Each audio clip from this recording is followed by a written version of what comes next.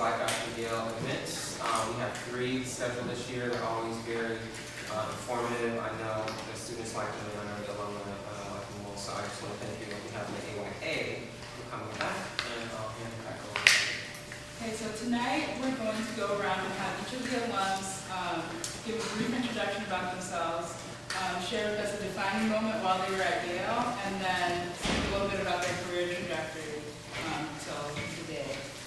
And so we'd like it to be brief so that everyone has an opportunity to share, and so that there's time for questions afterwards. So who'd like to start?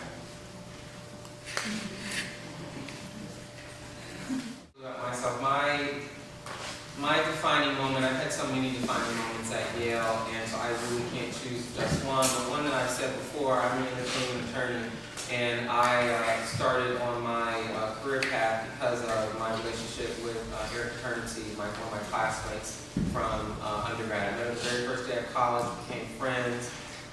Years later, we met back up and I was in law school, she was in public policy at Columbia, and we worked together, and I sold her first book. So I've always been telling her, Eric, you're such a fabulous writer, you should be a writer. So our relationship that we developed here, I always kind of look back at that as a truly defining moment, because it's something that's totally Yale-based, and I've gone on to have my, a lot of stuff happen in my career because of relationships I made at Yale. So. Okay. I'm Roy Burton, I'm class of 67. I don't know if I'm the oldest person here, but I'm the oldest person. At the end of the first marking period, freshman year, when I was on the dean's list and my roommates weren't. And so coming from an environment where I wasn't sure if I was supposed to be here, and there were so few of us, that gave me some validation that I should be here and that I could cut it the way everyone else could. The other defining moment was that I left this place junior year and spent a year in France.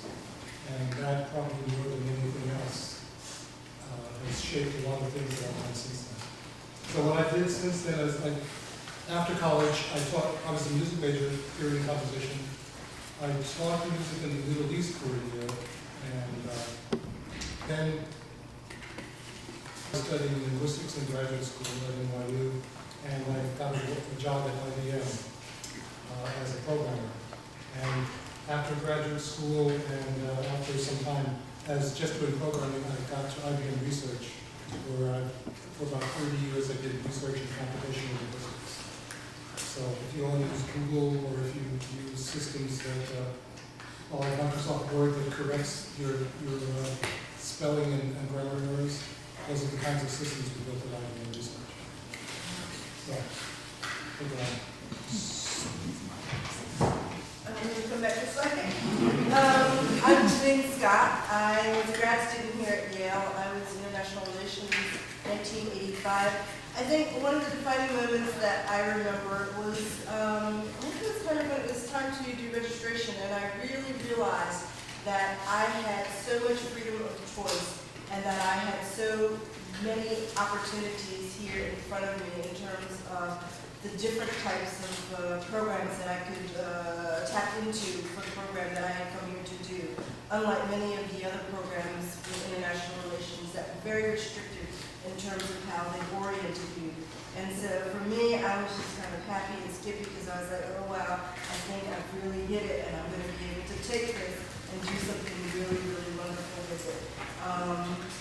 Since that time, I have worked in African development issues, and I have also lived in Africa for about 12, 13 years during that time. From the U.S. Department of Treasury for several years, back in the nonprofit world as the Senior Vice President of a major organization known as AfriCare, which works throughout the continent of Africa with basically the course of the board on agriculture, health, water resources, humanitarian relief work, and the like.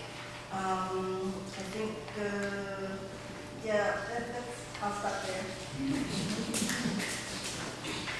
So I guess we'll go on this slide. My name is Kamika Dempsey, for those of you who I don't already know. So I'll tell you about one that actually happened in life after Yale panel when I was in law.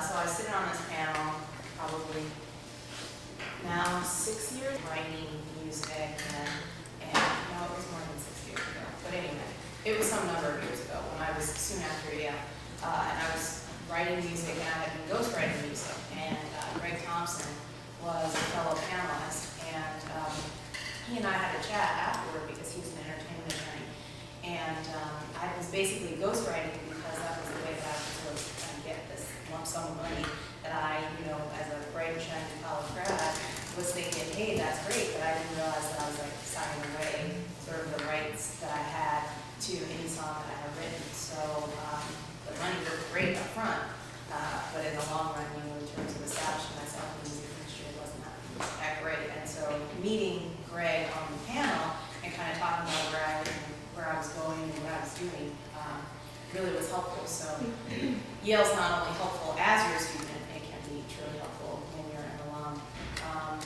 I am the other director for shared interest groups of the Association of Yale Alumni along with Nicholas.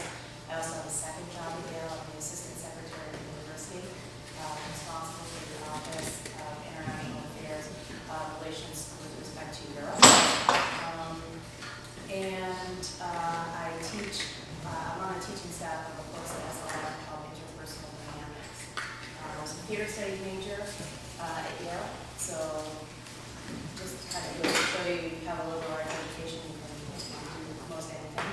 I have a master's in arts in education, and I still dabble in a number of things. I had a company for a while. I was a consultant, did executive education. I still do some consulting and executive coaching on the side and that sort of thing. So that's my story.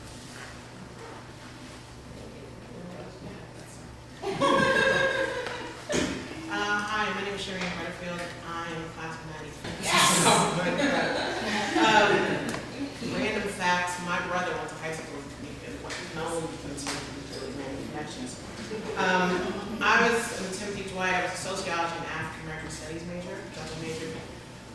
Defining moments, so many like everyone else, but I think for me in my career path, my senior year, so it must have been September, I spent all summer studying for the LSAT because I was going to law school, I was going to be a lawyer.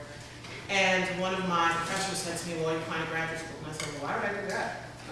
And she said, you should really think about it given the work that I have been doing. And so I actually took the GRE and the LSAT a week apart without actually studying for the GRE. I figured the LSAT would cover me.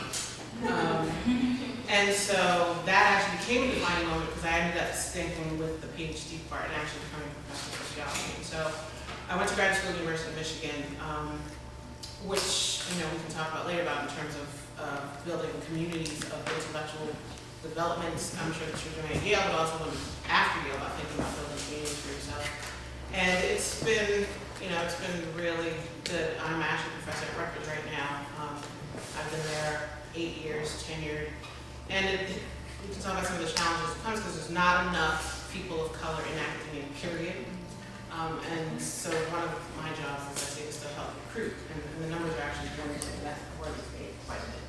So that's sort of what I've been doing. My work is actually looking at second generation West Indians in terms of identity, class issues, and also sort of how they negotiate education, particularly in places like this. I mean, one of the things going on right now is saying that they're sort of overrepresented in elite institutions, and that's one conversation. The other conversation is the poor immigrant groups that we don't discuss in my groups. And so that's the kind of work I do. And I look at the immigrants who live in London, New York, and Toronto, so international comparative setting. And then this year I'm actually not getting to teach. I'm in the Chancellor's office at my institution in terms of what I think they're using as a training program for me to see how I actually want to do administrative work, which has its pros and cons, but it helps you figure out how you can actually change the lives of students at the administrative level. So that's awesome. I will stop there. I was not speaking wrong. But anyway. Hey, See, this is why my name is Yusef Poole. I am actually from New Haven, Connecticut. So my story is a little bit different. I majored in sociology and then went on to law school. In terms of defining moments, I say one would be finishing my senior essay.